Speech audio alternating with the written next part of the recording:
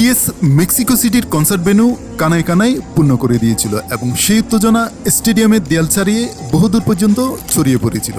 BTS তাদের BTS world tour Arirang in Mexico সিটির Estadio জেএনপি সেগুরাস স্টেডিয়ামে 7 তারিখে এবং 9 থেকে 10 তারিখ পর্যন্ত আয়োজন করে, যেখানে প্রায় 1.5 লক্ষ ভক্তের সমাগম করে। 2015 সালের পর প্রায় 10 বছর 10 মাস পর মেক্সিকো সিটিতে এটি ছিল তাদের প্রথম পূর্ণাঙ্গ দলের একক কনসার্ট এবং টিকিট ছাড়ার সাথে সাথেই 3টি শোয়ে সব টিকিট বিক্রি হয়ে যায়। শুরু থেকেই পারফরমেন্সটি ছিল অভাবনীয়। স্টেডিয়ামটি দলটির নাম ধরে স্লোগান ও সম্মিলিত গানে মুখরিত ছিল। অন্যদিকে যারা টিকিট জোগাড় করতে পারেনি সে বিপুল সংখ্যক ভক্ত অনুষ্ঠান স্থলের বাইরে জড়ো হয়েছিলেন। স্থানীয় কর্তৃপক্ষের অনুমান অনুযায়ী শুধুমাত্র কনসার্টের দ্বিতীয় ও তৃতীয় দিনই স্টেডিয়ামের চারপাশে 35,000-এরও বেশি ভক্ত সমবেত হয়েছিলেন। স্থানীয়দের এই বিপুল সাড়া দেখে বিটিএস সদস্যরা তাদের বিস্ময় লুকাতে পারেননি।